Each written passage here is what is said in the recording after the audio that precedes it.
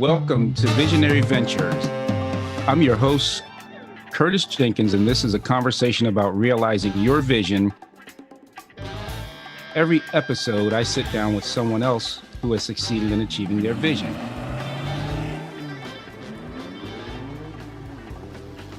Today, I am sitting down with Leroy Jones.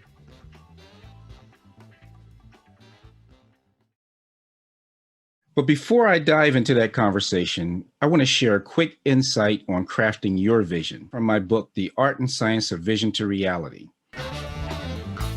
Find a mentor or someone that can help you. And the reason is because sometimes you can't see things on your own. I'll give you an example. So one of my clients does everything, all their collections, all the work, all the estimations for business.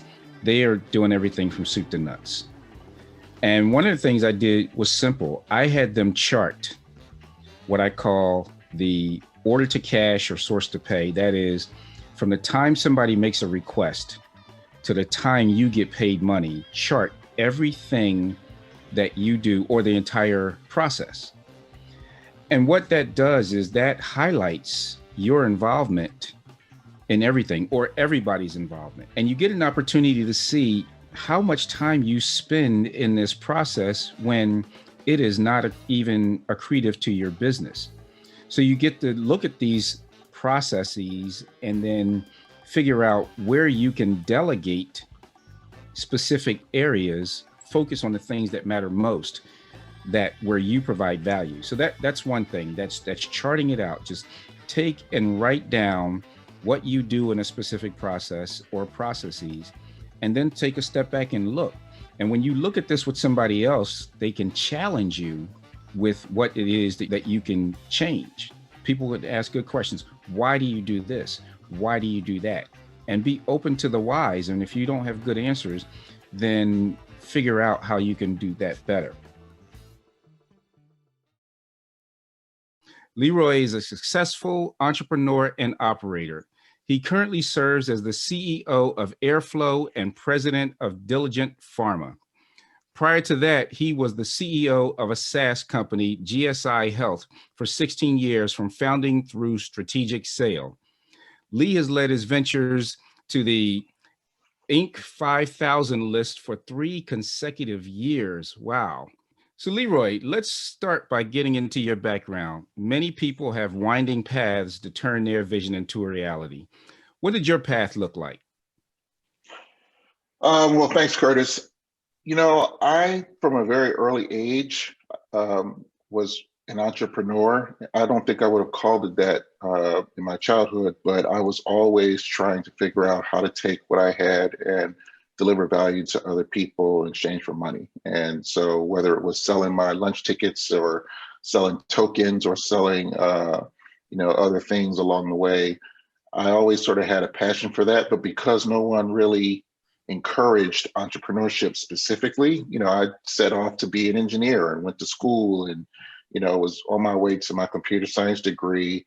And then I took an entrepreneurship class in college, which really gave me the spark again to do it. But then, spark or not, I took a job. I started working in corporate America and kept trying to do small company things, not really having a lot of success. I wasn't putting my full energies into it, et cetera, et cetera. And just when I decided that I was going to just make my way and climb the ladder, I had become a chief technology officer at a couple of companies and give up this entrepreneurship dream. It turns out that my company got bought and I got laid off. And so when I got laid off, I got some cash out from my stock options and my dream was sort of in my face. And the decision was, am I going to go find another job or am I going to try to do this thing I've been doing since I was a kid? And I decided I was going to try my hand and starting my own company and working it full time and haven't looked back since. Wow, that sounds like an amazing journey, especially, from a kid. So this was always inside of you. And, so with that journey that you're just telling me about, tell me about what was the most difficult part of that journey to achieve your vision? And what did you do? How did you overcome that difficulty? I think the difficulty was inherent in what I was just saying, in that even though I had a desire to do these things and maybe even an aptitude to some extent, there was always this hesitation and risk aversion that held me back from really pouring my all into it. And I think that for me, there was an external impetus in my company getting the company I was working at getting bought. But I think that something I've been telling, budding entrepreneurs over the years is, lots and lots of people stand on the curb and they look across the street and try to calculate how they would weave their way through traffic. But most of them never get off the curb, even if they think they can do it. But once you get thrown into the street, you get pretty creative and pretty, Yeah. resourceful. And so I think that being pushed into the street is really the thing that helped me overcome it. I wish I could say it was more purposeful, but it was definitely an opportunity that I took. Hey, listen, sometimes that's the way things happen, right? We hear terms like baptism by fire or drinking from the fire hose. And I mean, look, being pushed in the street, to me, that goes right along with it. So I think that's good. And it just speaks to your character. When you talk about you, I see you're an extremely successful entrepreneur and you exited a company. Talk to me. Did you have an exit strategy? Was that part of your vision? Well, the company that I sold in 2019, I started in 2003, and so I ran it for 16 years. So when I first started it, no, I wasn't thinking about an exit. It was probably halfway through that tenure where I, started to say, all right, I need to have a plan, and that's really where an exit strategy was born. Got it. So now you have this new venture, EreFlow. I'm excited to hear about that. Tell me, why did you start EreFlow and what is it all about?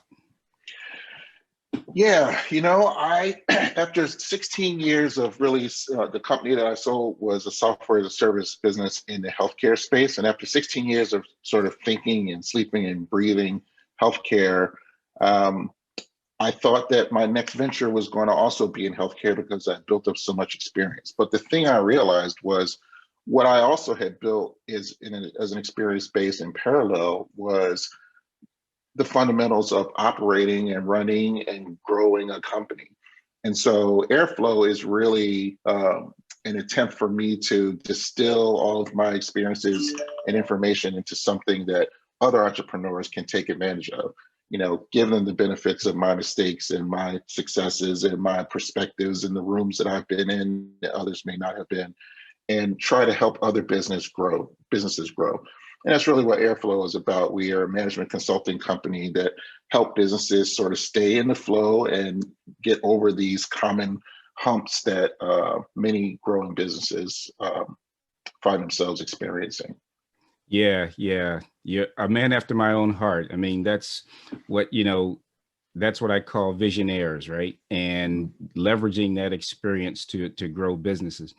And so you and I also share that entrepreneurs need to bring on boards to help them when they start new ventures. So talk more about that and what should entrepreneurs do with bringing on advisory boards and such. Yeah, it's sort of counterintuitive to a lot of founders that they might want to have some external accountability. And even for me, it wasn't until I raised money that I actually got a board of directors. And, board of directors, they can be a pain in the backside. However, what I can say is there's something to having that accountability. It adds a level of rigor to your business to know that every quarter, at least, you're going to have to stand up and defend the numbers. You're going to have to pay attention to not just your being enamored with the products and services that you're selling, but rather how is the business functioning as an entity and how are you keeping track financially? And I think that that accountability coupled with the expertise and experiences and perspectives that you get from having really seasoned board members is something that changes the trajectory of what one might be able to build. I think that many growth companies, in particular, who want to get above just being a small business, et cetera, really can benefit by having outside perspectives that help them get better. Exactly. No, I agree. If you want to play big, do what the big companies do, right? Exactly. So we talk about GSI Health, and what the question I have for you is, what did you do right when you started GSI Health, and what did you do wrong, and what are the lessons that you can share with us today? I think that the thing that I did right, both at the beginning and throughout the 16 years that I operated the company, was to hang in there and not give up and not be frustrated even during the difficult times, when you don't know how you're going to make payroll, or if you have to lay someone off, or if you had to do different things that are going to anger clients, all those different stressful situations that business owners encounter. The biggest thing that you can do is just keep going, learn from it, move on. Don't let it stop you or deter you. You will get through it if you keep going. The thing that I did wrong, particularly in the beginning, was, when I got laid off from my CTO job, I cashed out some stock options because the company got bought.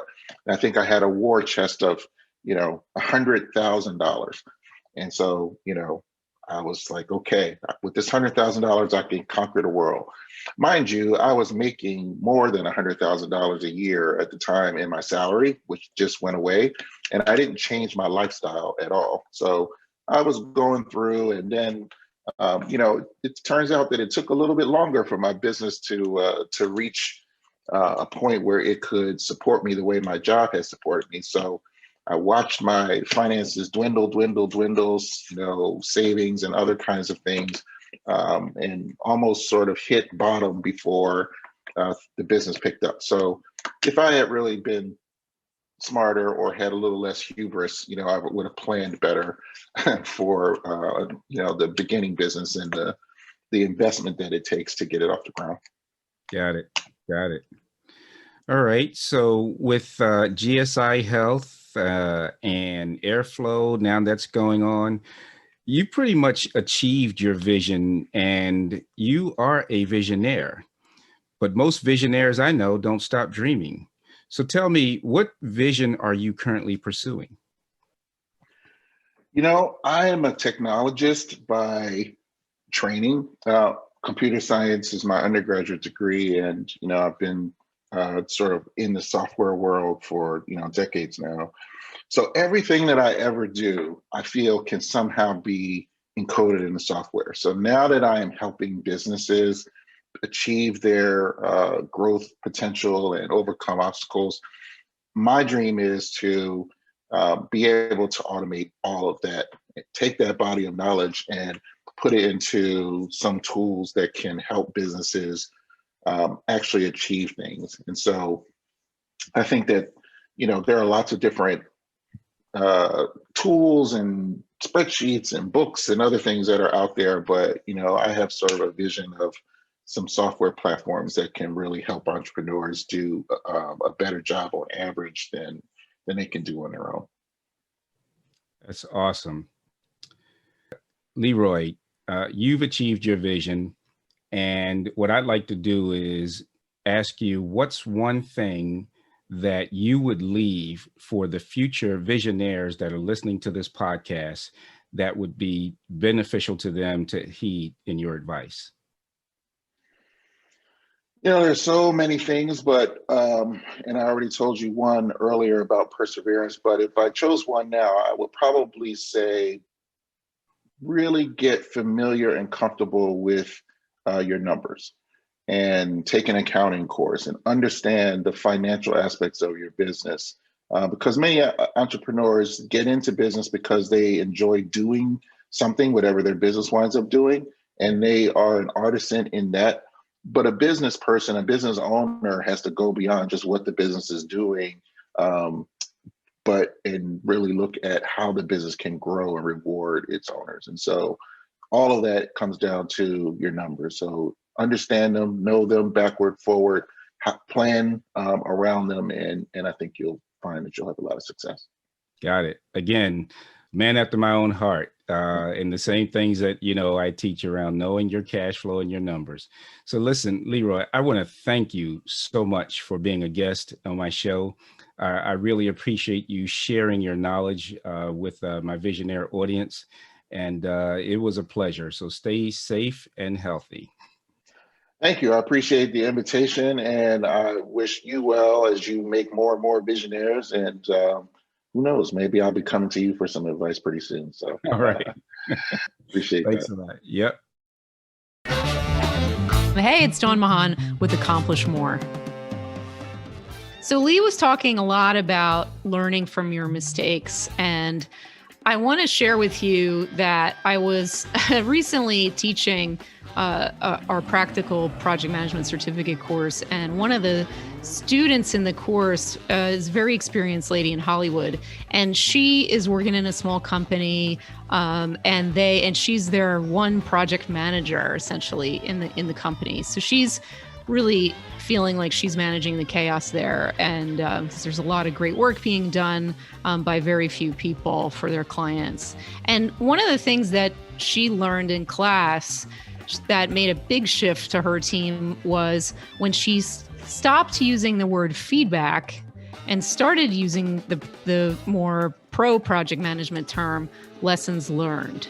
And I don't know about you, but anytime anybody says, can I give you some feedback? I immediately go to the negative and I think, oh no, what did I do wrong? And I kind of cringe. And so the feeling, if you use the word feedback, that can be, some people can cringe and have that feel negative. But if you think about, what is it that I'm doing and how can I learn from it?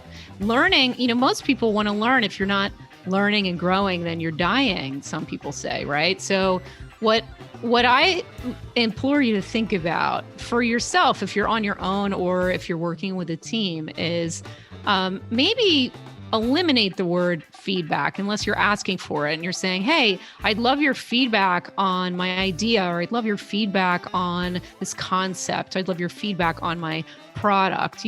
It's great to ask for feedback because then people know that they can be maybe a little bit more critical. But when you're thinking about it for yourself and you look at the past week or the past month, the past quarter, the past year, the past client experience, the past product launch, whatever it is, at the end of that, if it's a project, then what we do in the professional project management ranks is we run lessons learned. And you can do this for yourself or you can do it for your team.